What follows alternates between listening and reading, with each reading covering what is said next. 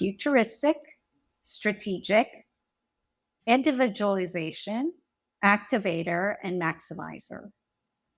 My name is Estrella Parker, and I am currently the Chief People Officer for Cupertino Electric Incorporated.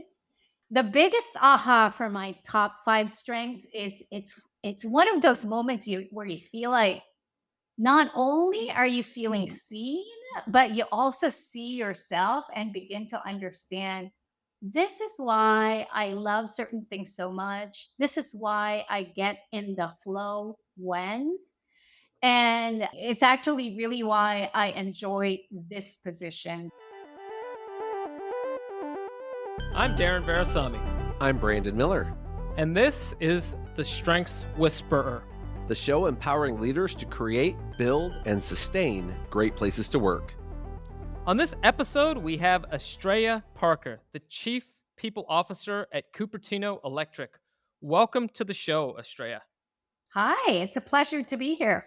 So, Estrella, I have your top five as futuristic, strategic, individualization, activator, maximizer. And because we see all 34 strengths, I'll even round out ideation, learner, woo, self-assurance, arranger. Those are your top 10. Gallup calls those your collection of your most dominant strengths. And out of maybe the top five, which one resonated with you the most? It's really interesting because I think that the basket of the top five felt right for me. But probably if you had to make me choose which resonated the most, it would be strategic. Even though futuristic was the number one, I think the most applied strength I have throughout my life really is strategic. And so that's the one that resonated the most. Awesome. I love diving into strategic. We had on a wonderful string of high strategic leaders. And so we're getting to talk often about this particular strength. If you had to rank a number two, I'm curious what you would pick for that one. I would pick probably individualization because I've been around a long time now in terms of leadership role and leadership careers. And the one thing that I've learned is that it's really important to understand the uniqueness of every individual and being able to unlock that and know that and dance with everyone's uniqueness is very important.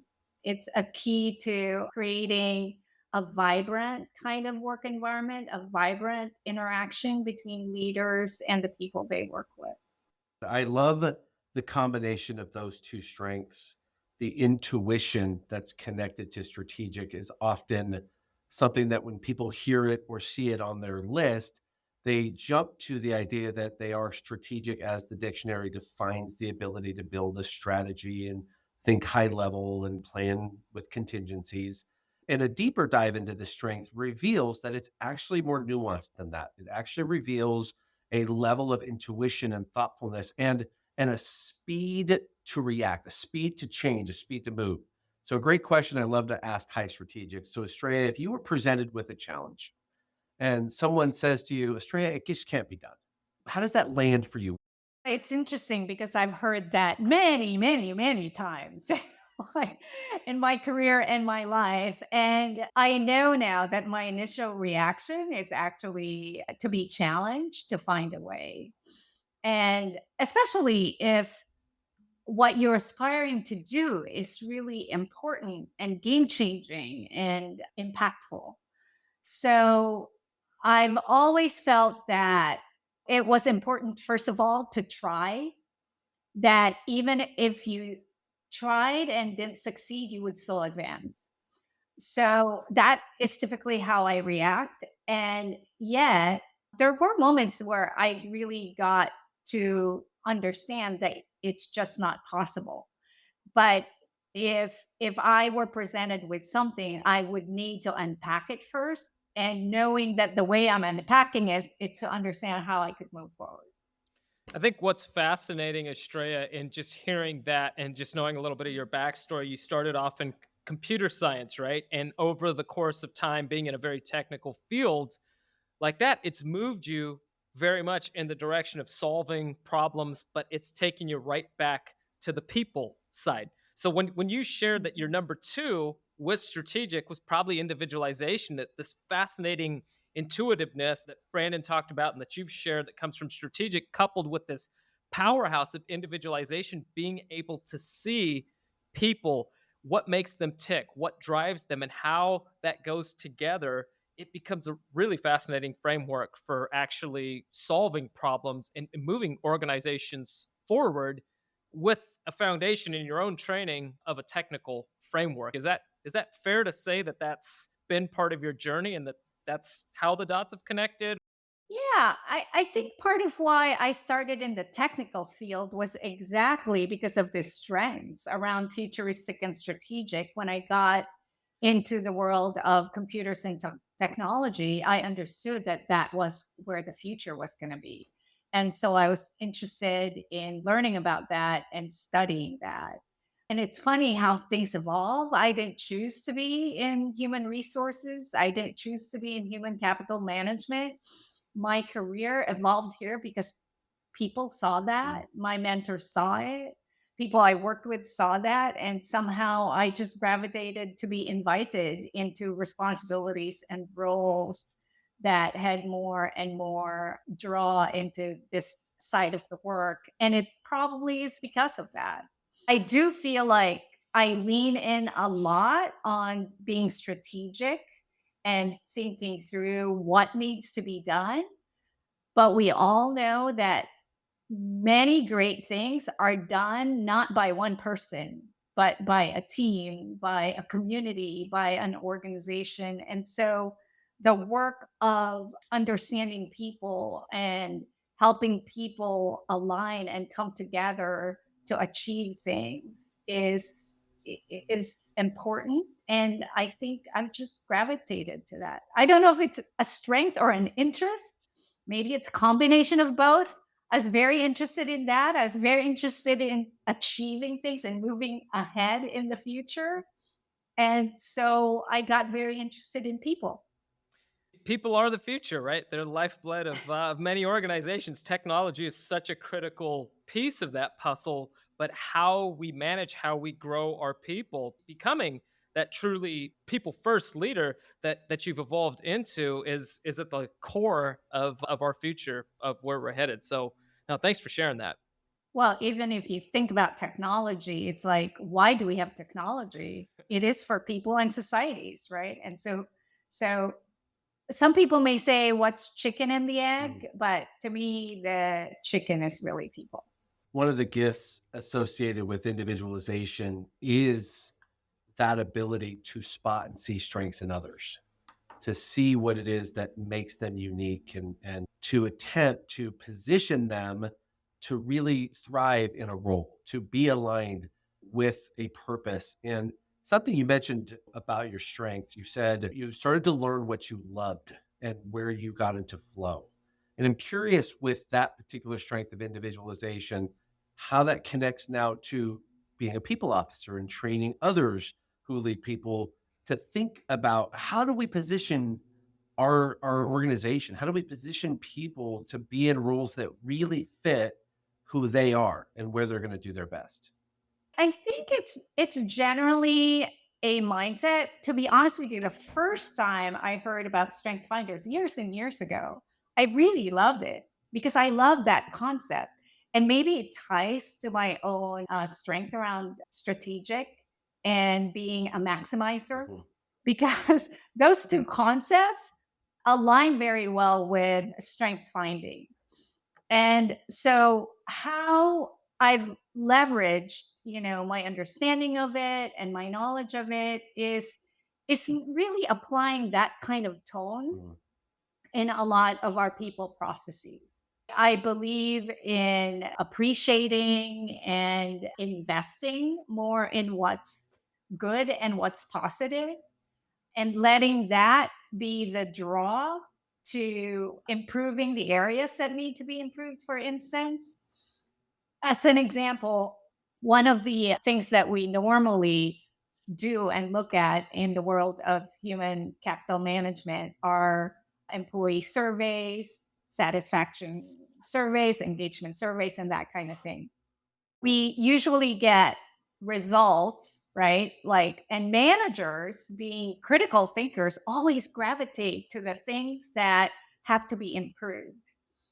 And I always, when I guide people through that analysis, I tell them put two-thirds, at least two-thirds of your efforts on doubling down on what's good and what's right, and about a third in considering the improvement, and never pick more than one.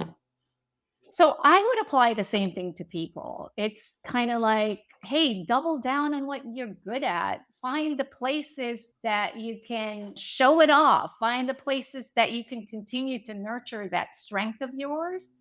But it's also good to work on something that might not be a strength, because it helps you advance. So definitely understanding the strength as kind of the foundation for how one grows, whether it's an individual or a group or an organization, is an important concept. You mentioned you've been in organizations where you've taken employee satisfaction, kind of starting to look at engagement in these pieces. Can you share any correlation from your perspective as a chief people officer between strengths and satisfaction and engagement? How does it serve this notion of being engaged for employees? I tell people I consume a lot of research and I consume a lot of studies, but I really am a field worker and I apply things. And what I know from when I apply this kind of research is that I get to the results faster, I get more effective. As an example, like I told you, when we guided our organizations to focusing on what's good and what's right and leveraging that, we got improvements in our engagement faster. And when you also develop a person and develop an individual plan, when you focus on their strength, they are able to also grow faster. And I also know of instances where there really wasn't a fit for a person with what their strengths were or what they were really good at, and sometimes career or the jobs that they have. And getting them to understand that, to me, is also faster for them to get on a path that makes them happier. So it might be tough in the beginning, but it gets them there faster. So they can find their flow. That's really helpful. And I so appreciate that you mentioned the critical role of management when it comes to interpreting engagement. We too have interpreted thousands of report with managers, and it is more rare for a manager to see what's right than to dive right into what's wrong.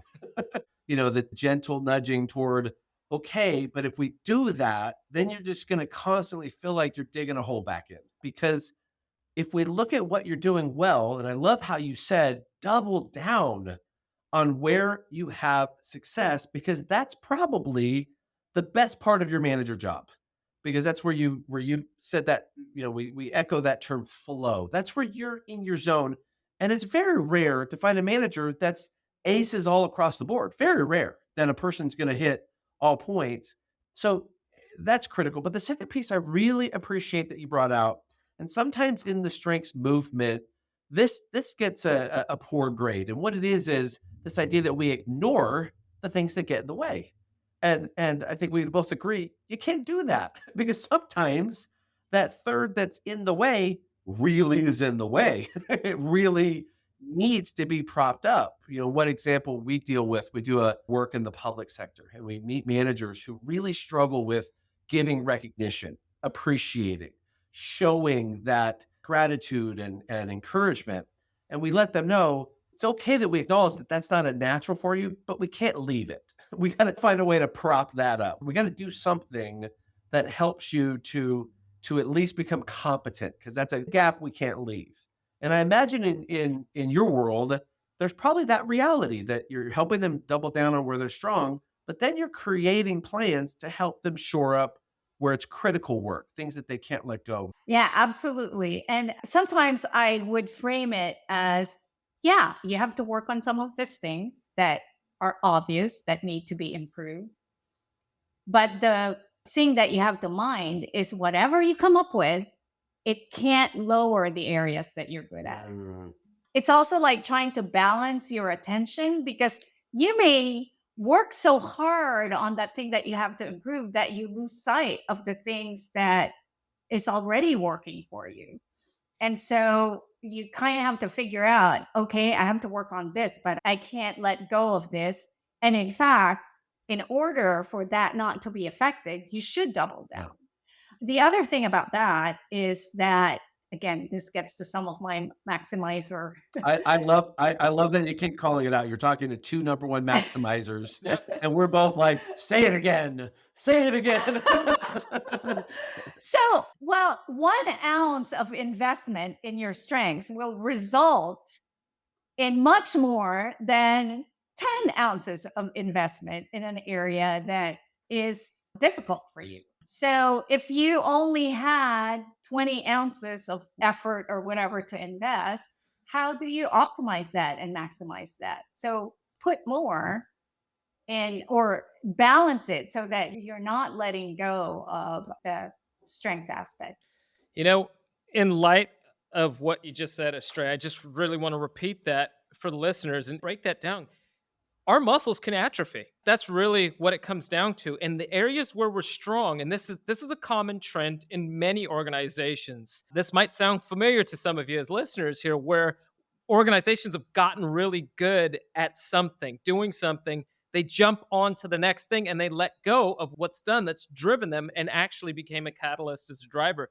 We've seen that numerous times in our engagement surveys that we end up conducting with some of our clients, right, Brandon? So we go through, and one things we remind them is, okay, here's one of your indicators that you did really well on. Maybe you did really good on setting clear expectations for people. It's easy to say, we're doing great at setting expectations. We're going to focus all on recognition. And those same managers that were doing great at setting clear expectations move over, put all their focus into recognizing people. But now people are confused because they're not getting the clear expectations that they once were getting because they've completely pivoted and that muscle atrophies. And then next year we're measuring engagement. Recognition is shifted, but they're unclear on, well, what the heck am I supposed to do in Right. my role? We can't let those muscles atrophy at all. I think that's really powerful and important. Yeah, I love your analogy because our human bodies are a system. Mhm. And so you can't let one aspect atrophy. The whole system has to be healthy. And so when one area is strong, you have to always think about how you keep it there and figure out ways to increase the level of health in the other areas. I want to help some of our listeners hearing this today echo a couple points, and then I want to ask you to take us up level because you're doing a really good job in the aggregate of those managers who, can play. But I want to say this for our dear listeners: 1 ounce invested in area of strength can give you a 10 ounce return. 10 ounces in a non-strength can give you a 1 ounce return. And sometimes that's so important to remember that it just comes down to the aggregate of time. And it is the great equalizer of all of us. We all get the same amount, and you only get so much in your work week. And it just becomes a matter of where you focus to get that great return. And so, if you heard what Darren said about you're great at setting expectations, but you got to work on another area, don't let go where you're strong. That's what's keeping you probably in a place where your people can still connect and engage.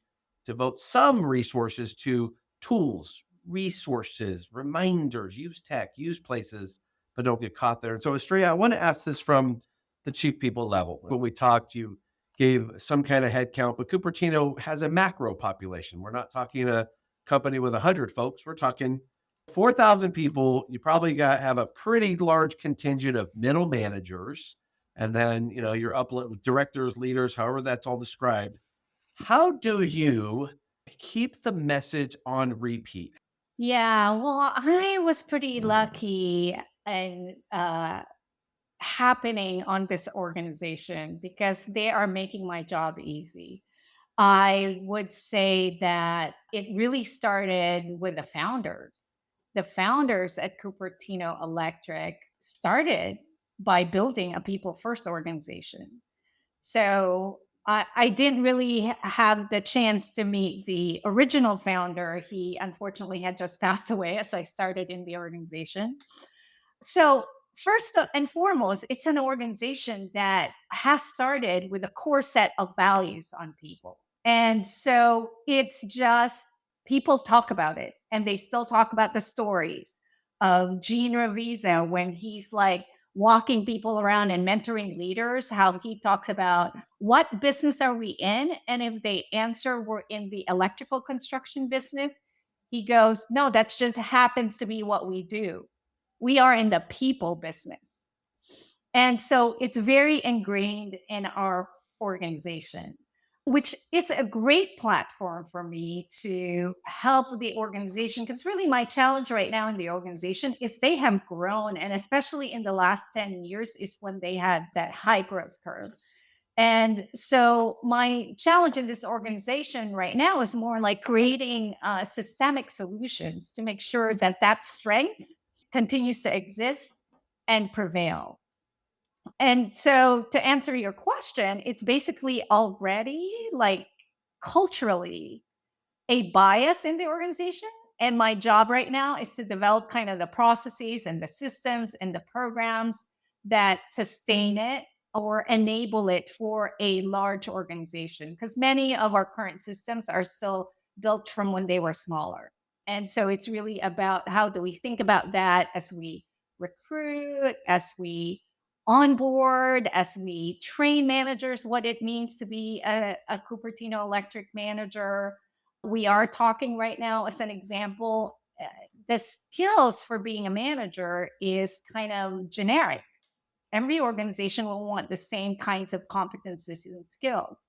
But what's important for us to teach is this the mindset that makes Cupertino Electric leaders a unique kind of leader, one who is people first. So those are some of the things we're doing. And that would be specific to this situation. You know, I've had different organizations I've been with where the challenges may have been different. Estrella, I want to follow that up with just a simple question. You talked about the founders made it easy. You're in the people business. How critical are stories to your culture? We're talking about the stories of not only the founders, but of people's experiences that they share that get passed on generationally. Absolutely critical. And it's something I learned probably in the last decade how important that is. I think a pivotal moment for me was this was maybe almost 20 years ago when I was working at the Clorox company. That organization was a very analytical organization culturally. Everything was very quantitative, very planful.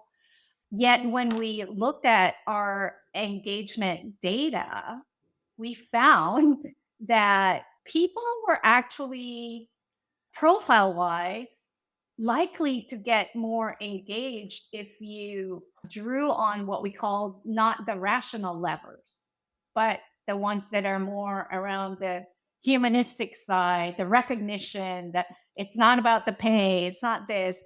And that was the journey for me for learning and understanding strategically how human beings work and to not ignore that side of us that are emotional beings.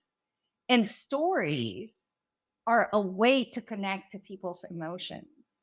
You know, if I could lay out the same information, very data driven, the likelihood that someone will remember that, the lifespan of that is short. But if I laid it out in a story, they would remember that for a long time because it becomes an experience that is not only accepted in the head, but, in their being. And so they remember it. And the consistency of the themes of the story is what generates and creates a culture. So as we talk about our successes and we always talk about the team and the people and what they did, people begin to understand this is an organization that is about the people and what we do together, not about that, oh, we got this building done, you know, Yep. which we also tell in the story, but Right. who are we featuring?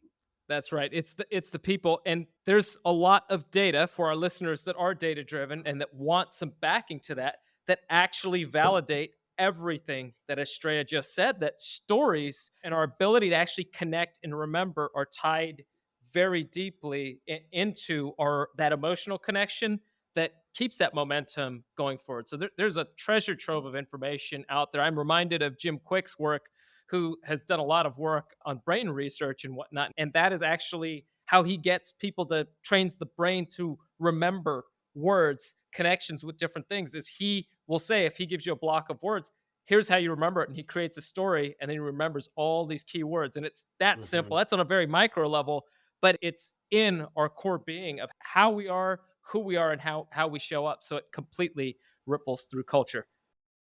The power of oral tradition, passing down stories from generation to generation, and how deeply embedded those can become to who we are, where we learn from. And so I so appreciate the origin story, the founders and their Mhm. values and the repetition of those values.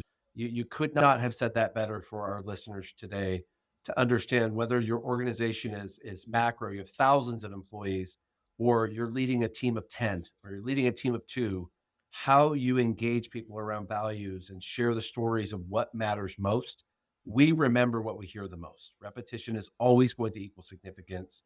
And as we build on that, that's the seedbed of culture. How do we come back to value? So, Estrella, thank you so much. I did want to provide you an opportunity to ask us maybe something about strengths, maybe something about engagement, an area that you might be challenged. This is the Ask Us Anything portion of the show. Did you come today with anything that we might be able to support you with about strengths or otherwise? Yeah, well, one of the things I was curious about, and unfortunately I couldn't find my old, like, this is probably the fifth time I'm taking it. And I know that certain things are there all the time, but I think the order might have changed for me over time. How does that work? That's great. So anytime we take a psychometric assessment, we want to think in terms of part of this assessment is actual to who we are. And a great assessment is going to be 80% actual. Like we can say that's that's me all day. And 20% of any assessment is going to have some aspirational components to it. I want to be like this. I'm aspiring to this. And so the true metal of a test is called test retest reliability. So how many times can you retake it and have some consistency with the most prominent answers? And so Clifton Strengths actually scores pretty high. It's about 7 or 8 of the top 10 collect regularly in the top 10. And a way to think about that is those 7 or 8 strengths probably represent two kinds of strengths. One are your core strengths. So think of these as genetically coded.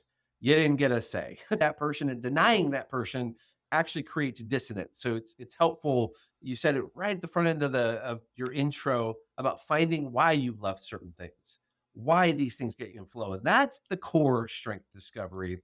The second strength that you're going to see stay pretty tightly compacted in that top 10 are your growth strengths. So this is the influence of others.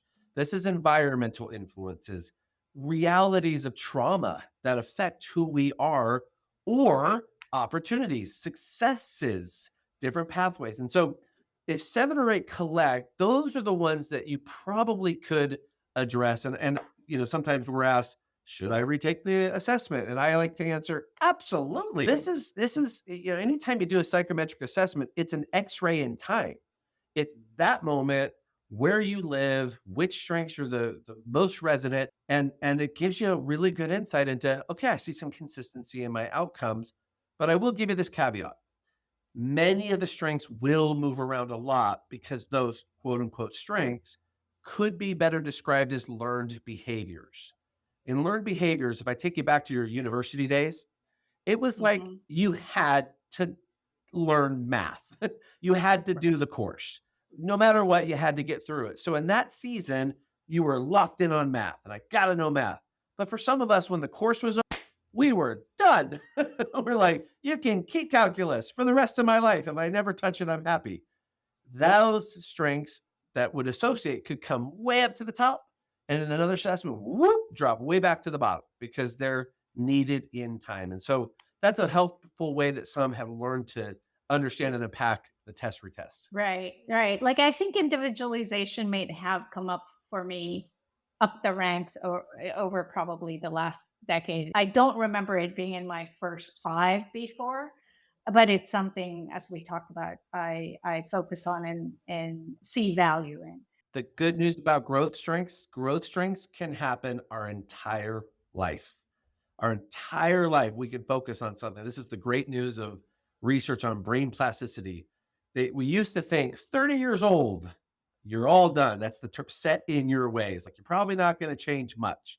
Well, we're learning, oh, actually, life can change you a lot. Things can happen and you can continue to advance, be better. And so some have reported something like that, like, wow, I just saw that one keep climbing. It feels deep now. It feels like it resonates. One area, and maybe because you mentioned some of this around trauma and all of that, that I'd be really curious about is how have the body of work around strength helped advance DEI issues? Yeah.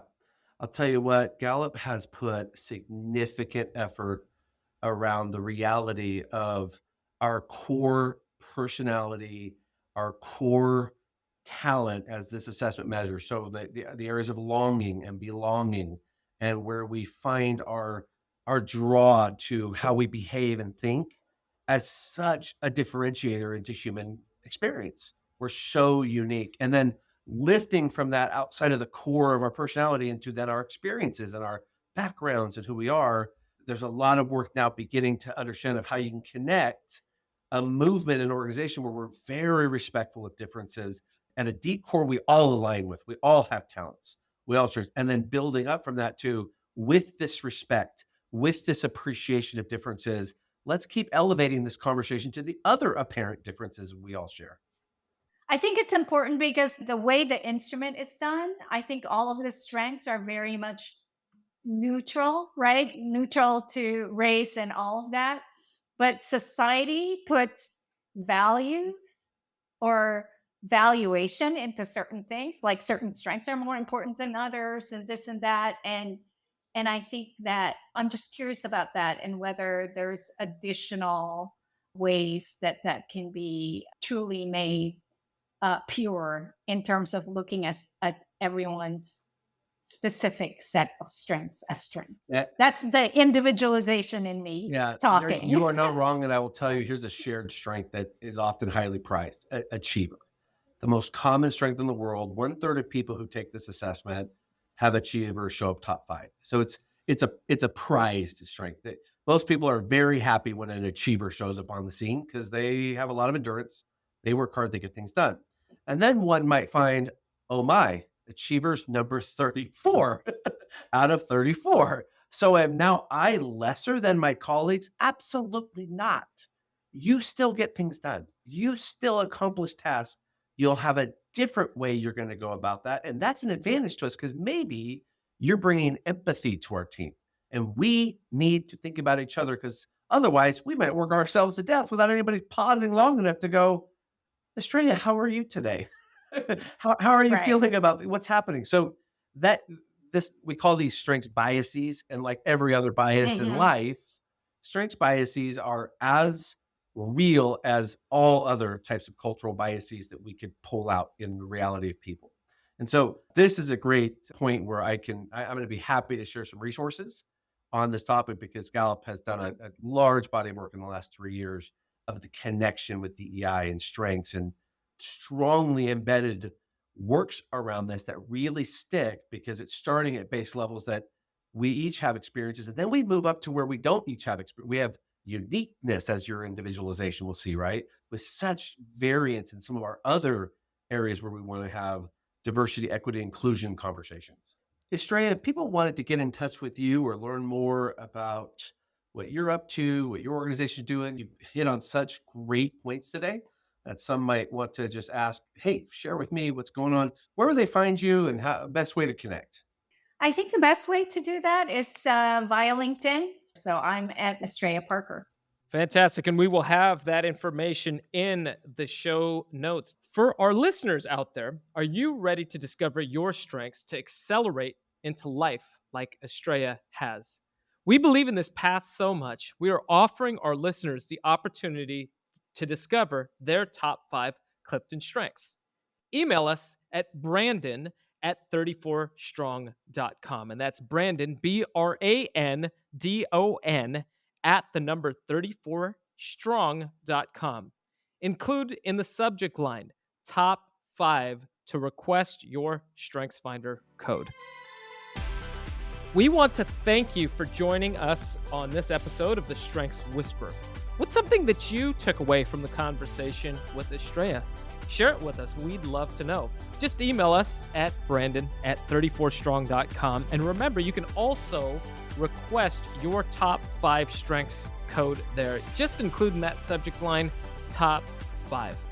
Thanks so much for joining us on the Strengths Whisper. We'll see you next time.